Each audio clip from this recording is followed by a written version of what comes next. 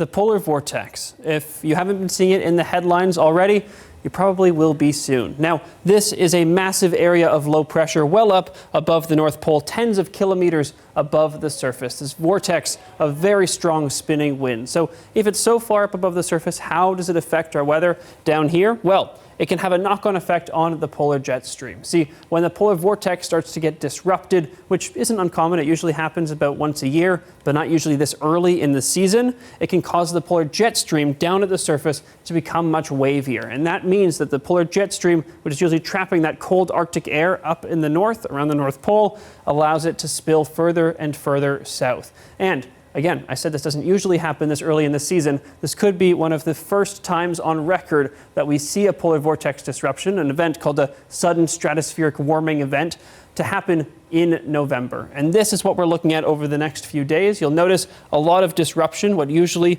looks very contained and organized up in the north becomes much more disorganized. And that is at those upper elevations. That's pressure that we're looking at there. If you look at upper atmosphere temperatures, we see a similar pattern. We see this disruption, this warming event, and that can have a knock-on effect down here at the surface. We're going to see the polar jet stream get disrupted more than likely towards the end of this week and into the beginning of next week. And as that happens, that cold air that's usually trapped up over the territories will come further and further south, meaning over the next week, week and a half, 2 weeks, we could see temperatures drop as low as the -20s, even down as low as -30 in parts of the prairies, northern Ontario, and northern Quebec. So get ready for some chilly air heading your way.